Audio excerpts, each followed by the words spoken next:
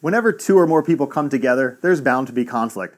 This course will give participants a 7-step conflict resolution process that they can use and modify to resolve conflict disputes of any size. Your participants will also be provided a set of skills in solution building and finding common ground. In the conflict resolution workshop, participants will learn crucial conflict management skills, including dealing with anger and using the agreement frame. Dealing with conflict is important for every organization, no matter what the size. If conflict is left unchecked or not resolved, it can lead to lost productivity, absences, attrition, and even lawsuits. Conflict Resolution. Module 1, Getting Started. Welcome to the Conflict Resolution Workshop. Wherever two or more people come together, there is the possibility of conflict. This course will give participants a 6-step process that they can use to modify and resolve conflicts of any size.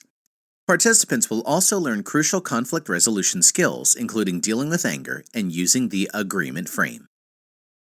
Module 2, An Introduction to Conflict Resolution. People often assume that conflict is always negative. This is not true. People are inherently different, and conflict simply happens when those differences come to light. Viewing conflict in this way can help us maximize the possible positive outcomes of the problem at hand.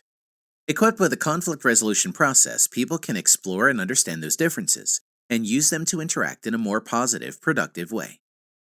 What is conflict? The Random House Dictionary defines conflict as to come into collision or disagreement, be contradictory, at variance, or in opposition, clash. Some examples of conflict can include: two sales representatives are arguing over who gets the latest customer, a team of employees is upset with their manager over a recent scheduling change, a group of managers cannot decide who gets the latest project assignment. Although we are going to focus primarily on workplace conflicts in this workshop, the tools covered can also be used in personal situations as well. Conflict can also be healthy. Think about how conflict will increase motivation and competitiveness in these scenarios. Two companies vie for the top market share of a particular product. Several sales teams work to get first place. 6 hockey teams work toward winning a championship. These types of drivers can result in greater success, whether success means a better product, better teamwork, better processes, lower prices, trophies, or medals. Remember, everyone experiences conflict, but how you deal with it is what matters. What is conflict resolution? The term conflict resolution simply means how you solve conflicts. Although there are many processes available, we have developed one process that you can adapt for any situation. You will even be able to use these tools to prevent conflict and to help others work through conflict. Some common conflict resolution terms include mediation.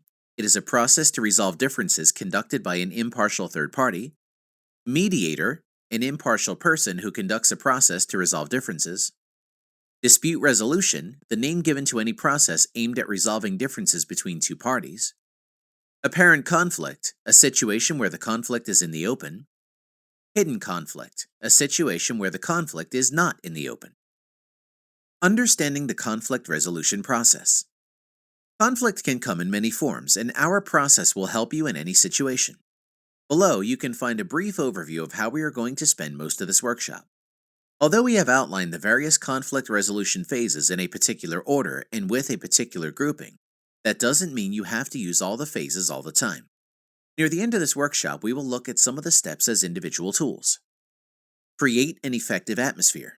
Neutralize emotions, set ground rules, set the time and place. Create a mutual understanding. Identify needs for me, them, and us. Focus on individual and shared needs. Find common ground, build positive energy and goodwill, strengthen the partnership. Get to the root cause. Examine root causes, create a fishbone diagram for complex issues. Identify opportunities for forgiveness. Identify the benefits of resolution. Generate options. Generate, don't evaluate. Create mutual gain options and multiple option solutions. Dig deeper into the options. Build a solution. Create criteria. Create the shortlist.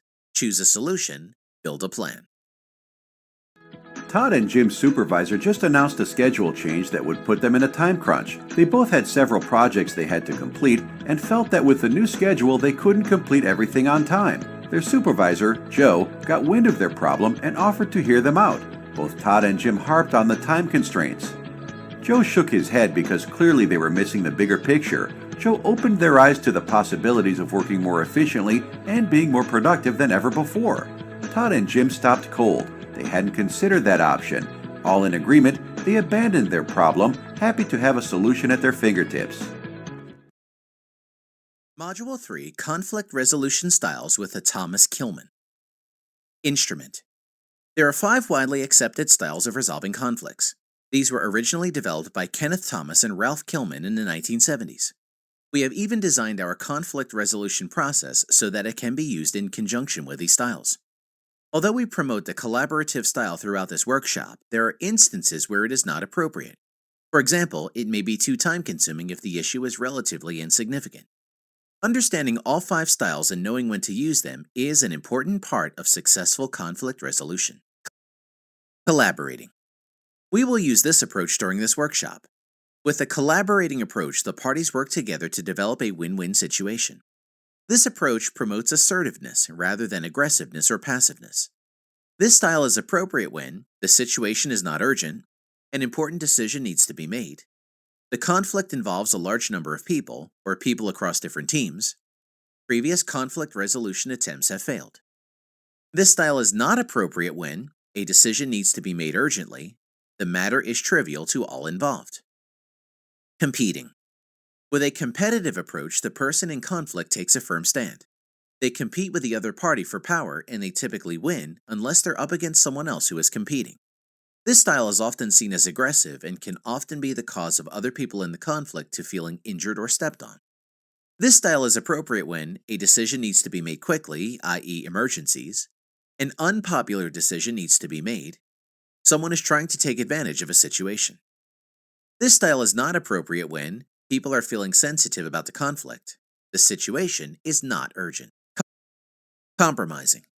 With a compromising approach, each person in the conflict gives up something that contributes towards the conflict resolution. This style is appropriate when a decision needs to be made sooner rather than later, meaning the situation is important but not urgent. Resolving the conflict is more important than having each individual win. Power between people in the conflict is equal. This style is not appropriate when a wide variety of important needs must be met, the situation is extremely urgent, one person holds more power than another. Accommodating. The accommodating style is one of the most passive conflict resolution styles. With this style, one of the parties in conflict gives up what they want so that the other party can have what they want. In general, this style is not very effective, but it is appropriate in certain situations. This style is appropriate when maintaining the relationship is more important than winning. The issue at hand is very important to the other person, but is not important to you. This style is not appropriate when the issue is important to you. Accommodating will not permanently solve the problem. Avoiding. The last approach in the TKI is to avoid the conflict entirely. People who use this style tend to accept decisions without question, avoid confrontation, and delegate difficult decisions and tasks. Avoiding is another passive approach that is typically not effective, but it does have its uses. This style is appropriate when the issue is trivial. The conflict will resolve itself on its own soon. This style is not appropriate when the issue is important to you or those close to you, such as your team. The conflict will continue or get worse without attention. June had fumes coming out of her ears. She had exactly 1 hour to come up with a solution before the walls came tumbling down. With pressure building, June held on firmly to her belief that her idea beat out the competition. Seconds turned to minutes, and her coworker Molly held her breath, preparing for the solution to roll out of June's mouth. Finally, June exhaled her solution, nearly bowling Molly over in response. Crisis averted. June once again pushed her ego aside and threw caution to the wind, and threw a mighty solution at the situation. Luckily for all, the solution stuck like glue, and everyone breathed a sigh of relief and praised June for her decision-making skills.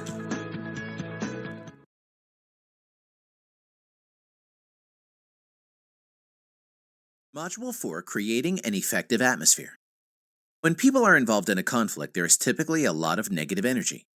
Anger, frustration, and disappointment are just a few of the emotions often felt. By establishing a positive atmosphere, we can begin to turn that negative energy around and create a powerful problem-solving force. This creates a strong beginning for the conflict resolution process. Neutralizing emotions. Before beginning the conflict resolution process, both parties must agree that they want to resolve the conflict.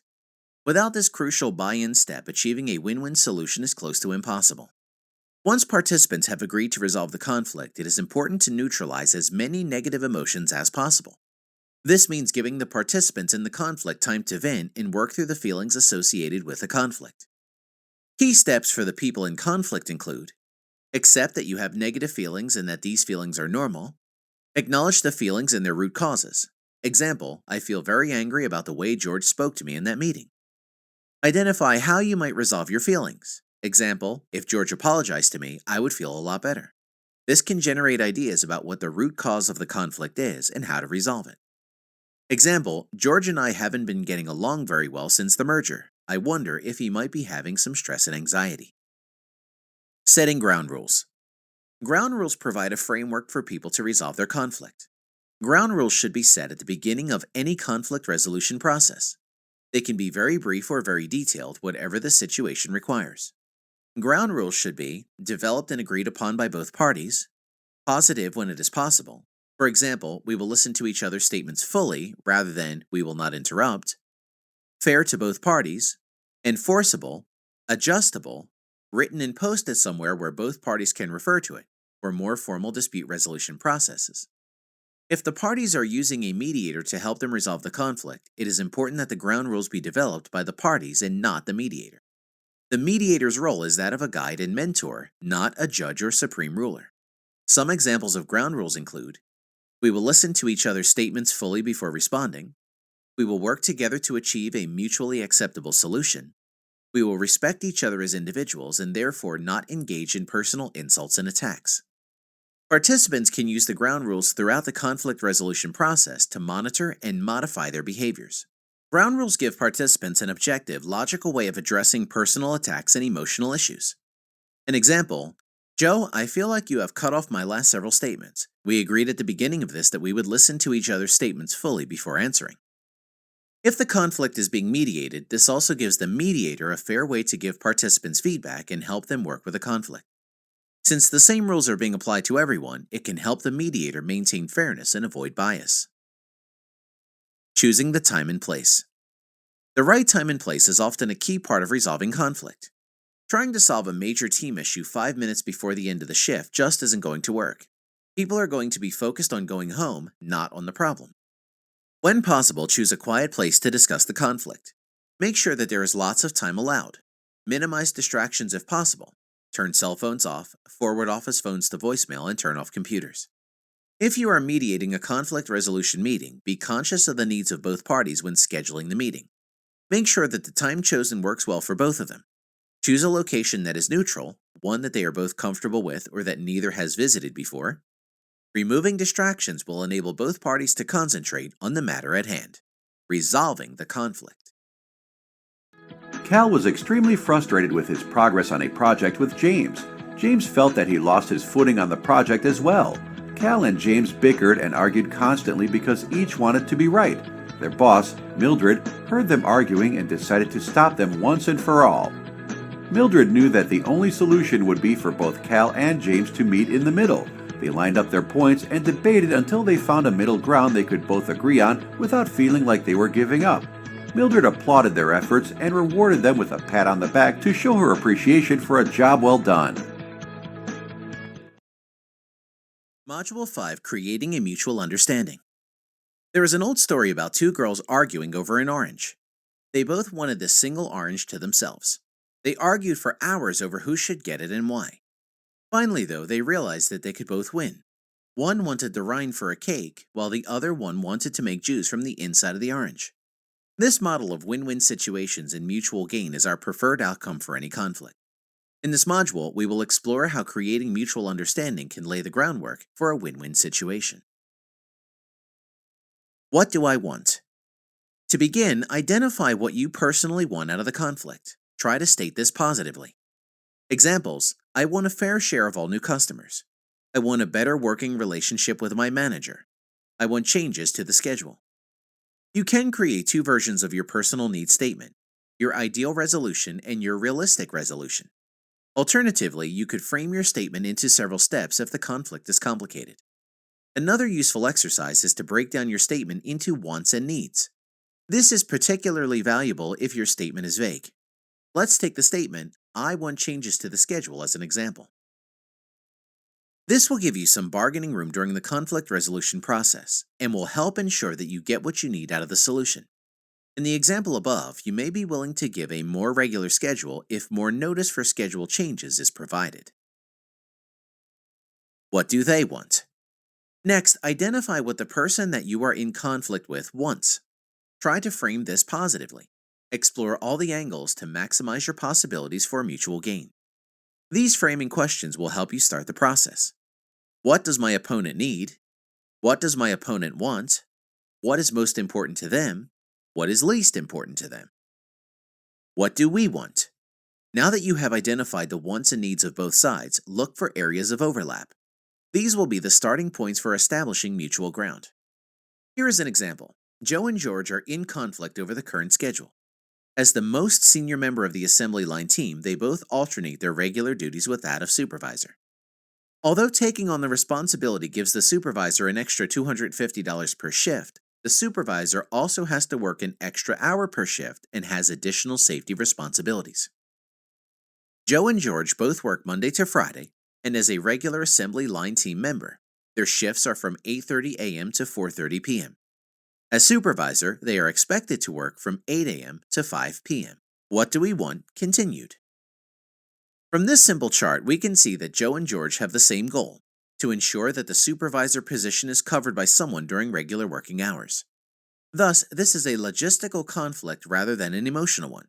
We can also see from the chart that there seems to be some good starting ground for a solution. When working through the wants and needs of both parties, be careful not to jump to conclusions. Rather, be on the lookout for the root cause. Often the problem is not what it seems. Tim kicked the vending machine. Nate, at the other end of the office, could hear the kick and watched as Tim stomped to his office and slammed the door. Wondering what Tim was so angry about, Nate knocked on Tim's door and walked in. Tim's scowl told Nate that Tim had reached his boiling point and needed help fast. Nate asked Tim what was eating at him. Tim's hunched shoulders fell as he let the truth spill. "I need help with this project." Relieved that his head didn't get ripped off, Nate said, "Well, it's your lucky day. I'm just the man to solve this problem. Step aside and allow me to help carry the load."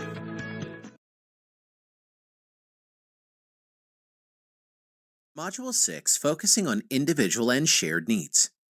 So far, we have talked about laying the foundation for common ground, one of the key building blocks for win-win solutions. This module will look at some techniques on building common ground and using it to create partnerships. It may not seem like we have progressed very far in resolving the conflict. Indeed, most of these primary steps are focused on information gathering and problem solving. For minor conflicts, having these steps in your toolbox will simply help you keep all possibilities in mind during the conflict. For major conflicts, these steps will help you ensure you achieve the best solution possible for the situation. Finding common ground. We have already talked about finding common ground when exploring each side's wants and needs. With these tools, you should be able to find common ground even before the conflict begins. In our earlier example with Joe and George in conflict over the supervisor schedule, they both wanted to ensure that the position was covered during their hours of responsibility. Other possible areas of common ground could include ensuring the safety of the assembly line team, continuing to work with each other, or continuing to work for the company. Try hard enough and you'll find something in common. You should continue to try and find common ground throughout the entire conflict resolution process. It will help you understand your adversary's position and better position you to help create a win-win solution. These positive gestures will build goodwill and help you make the shift from being two people in conflict to being two people working to solve a problem. Some examples: I think the company needs a more unified sales team too. I would really like us to win first place this year too. I agree that we can get this conflict resolved and build a better widget. Building positive energy and goodwill. There are often many negative emotions associated with conflict. No wonder, conflict makes many people upset and anxious and often results in negative feelings like anger and disappointment. If you are able to turn that negative energy into positive energy to help build goodwill with a person that you are in conflict with, resolving the conflict will be much easier. Ironically, the more negative the situation, the more important this step is. Let's say that the person that you are in conflict with is very angry with you. Although they have agreed that they want to resolve the conflict, they are cool towards you and putting in minimum effort toward resolving the problem. You may think, why should I bother? This is a very important question indeed. How much energy and time are you willing to spend on this conflict? Is it worth resolving? We will explore these questions more in the next module. Consider, however, the power that your approach has. You have two basic options: to match your adversary's demeanor or to be a positive influence. Both will likely take as much energy, but which will yield greater results? Here are some ways to build positive energy. Have a good attitude. The preparation steps we discussed earlier should help you identify the positive things that will come out of this conflict. Try to focus on these things instead of the negative aspects of the conflict. Frame things positively. Create actionable items.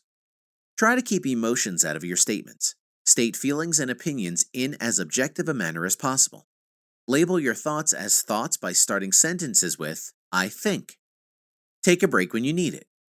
If you say, I see where you're coming from, make sure you mean it. If you can't see where they are coming from, ask them to tell you more. Often, sharing information can break down even the toughest person's defenses. Invite the other person to step into your shoes. Tell them a story, outline consequences, and explain how you feel in an objective manner. Share as much information as you can. Strengthening your partnership. Making the transition from opponents to problem-solving teammates is one of the most powerful conflict resolution tools. We have already discussed ways to build common ground to help bridge the gap between you and the person having the conflict. These tools are a great start, but there are some additional things that you can do to maintain and strengthen that partnership. In 1965, Bruce Tuckman developed a 4-stage model showing how teams grow and develop. This model can be applied to one-on-one human interactions too. Malcolm whisked past his coworker, Randy. Malcolm's blood still boiled over being forced to work as a team with Randy. Malcolm was determined to work alone and refused to help Randy. Randy watched in wonder as Malcolm paraded his passive-aggressive behavior around the office. Randy decided to put a stop to this and forged a solution that would leave both productive and happy. With a few kind words towards Malcolm, the tension was broken, leaving them to put their heads together and work in harmony or risk losing more than their tempers. In record time, Malcolm and Randy worked together to produce immaculate work and were rewarded with a commendation from their manager.